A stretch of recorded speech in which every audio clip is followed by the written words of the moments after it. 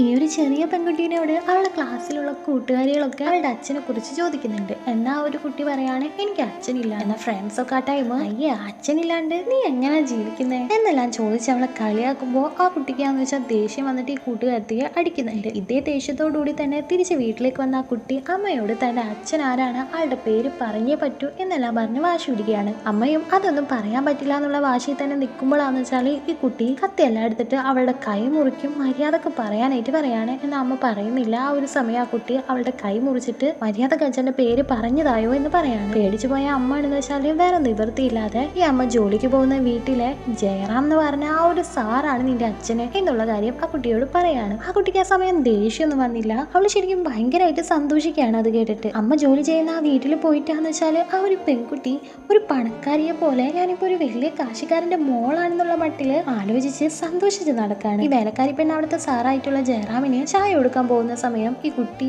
അച്ഛനെ ഞാൻ ചായ കൊടുക്കാന്ന് പറഞ്ഞ് ചായ എടുത്ത് അയാൾക്ക് കൊണ്ട് പോയി കൊടുക്കുന്നുണ്ട്. അയാളെന്ന് വെച്ചാൽ ഈ കുട്ടിയുടെ കയ്യിലുള്ള മുറിവ് കണ്ടിട്ട് എന്ത് പറ്റി എന്നെല്ലാം അന്വേഷിച്ചിട്ട് അമ്മയുടെ കയ്യിൽ കുറച്ച് കാശ് എടുത്തു കൊടുത്തതിന് ശേഷം കുട്ടിയെ വേഗം തന്നെ ഹോസ്പിറ്റലിലേക്ക് കൊണ്ടുപോകാനായിട്ടും പറയാണ്. ഈ ഒരു പെൺകുട്ടി ആ സമയം വിചാരിക്കുകയാണ് തന്റെ അച്ഛന് അവളോട് ഭയങ്കര സ്നേഹം ഉണ്ടെന്ന്. ജയറാമിന്റെ ആദ്യ ഭാര്യയാണെന്ന് വെച്ചാൽ മരിച്ചപ്പോൾ ഇപ്പൊ അവൻ രണ്ടാമത് കല്യാണം കഴിച്ചിട്ടുണ്ട്. അവർക്കാണെന്ന് വെച്ചാൽ ഒരു കുഞ്ഞി കുട്ടിയുണ്ട്. ഇവർ രണ്ടുപേരും ഏത് സമയം നോക്കിയാലും തല്ല് തന്നെ ആയിരുന്നു. രണ്ടുപേരും ഒട്ടും തന്നെ ഒത്തുപോയിരുന്നില്ല. ജയറാമിന്റെ ഈ ഒരു രണ്ടാമത്തെ ഭാര്യക്കാണെന്ന് വെച്ചാൽ ഈ വേലക്കാരിയെ ഒട്ടും തന്നെ ഇഷ്ടമല്ലായിരുന്നു. അവളെ എപ്പോഴും ചീത്ത പറയുകയും അടിക്കുകയും ഒക്കെ ചെയ്യുമായിരുന്നു ഈ ഒരു രണ്ടാമത്തെ ഭാര്യ. ഇതെല്ലാം കണ്ടിട്ട് ഈ ഒരു ചെറിയ പെൺകുട്ടിക്കാന്ന് വെച്ചാൽ ഈ രണ്ടാമത്തെ ഭാര്യനോട് ഭയങ്കരമായിട്ട് ദേഷ്യം തോന്നുന്നുണ്ട്. ഒരു രാത്രിയിലാണെന്ന് വെച്ചാല് ആ കുഞ്ഞുകുട്ടിയെ ഈ ചെറിയ പെൺകുട്ടിയോട് നോക്കാൻ പറഞ്ഞ് ആ ഒരു ജോലി ചെയ്യുന്ന വീട്ടിലേക്ക് ഈ പെൺകുട്ടി അമ്മായേക്കാണ്. പക്ഷെ അന്ന് രാത്രി തീരെ പ്രതീക്ഷിക്കാതെ വേറൊരു സംഭവം നടന്നു. അതെന്താന്ന് അറിയുന്നതിന് മുമ്പ് നിങ്ങൾക്ക് നിങ്ങളുടെ അമ്മനെ ഇഷ്ടമാണെങ്കിൽ ഐ ലവ് മൈ മാം എന്ന് ഒന്ന് കമന്റ് ചെയ്തേക്കാം. ഇതിന്റെ ഫുൾ പാർട്ട് കാണാൻ താഴെയുള്ള പ്ലേ ബട്ടനെ ഒന്ന് ക്ലിക്ക് ചെയ്താൽ മതി.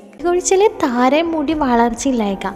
അതുകൊണ്ട് നിങ്ങൾ നന്നായിട്ട് കഷ്ടപ്പെടുന്നുണ്ടാവും. ഒരിക്കലും ഇത് പെയ്ഡഡ് ആഡേ അല്ല. യൂസ് ചെയ്ത് അത്രയും റിസൾട്ട് കിട്ടിയോണ്ടാണ് ഞാൻ നിങ്ങളിലേക്ക് എത്തിക്കാന്ന് വിചാരിക്കുന്നത്. നിങ്ങൾക്കും അത് ഭയങ്കര ഹെൽപ്പായിരിക്കും. അതുപോലെ തന്നെ ഇത് സെയിൽ ചെയ്യുന്ന ആൾക്കും. 9 കൂട്ടം നാടൻ പച്ചമരുന്നുകൾ ഉപയോഗിച്ച് വീട്ടിൽ തന്നെ മുറുക്കി ഉണ്ടാക്കുന്ന നാടൻ കാച്ചിയാണ് ഞാൻ ഇപ്പോൾ യൂസ് ചെയ്തുകൊണ്ടിരിക്കുന്നുണ്ട്. അതുപോലെ തന്നെ എൻ്റെ ഫാമിലിയിൽ എല്ലാവരും. ഇതിനെക്കുറിച്ച് കൂടുതൽ ഡീറ്റെയിൽസ് അറിയാനായിട്ട് ഞാൻ ഈ കാണിച്ച നമ്പറിലേക്ക് നിങ്ങൾ വാട്സപ്പ് ചെയ്ത് കോൾ ചെയ്തോ ചോദിക്കുക.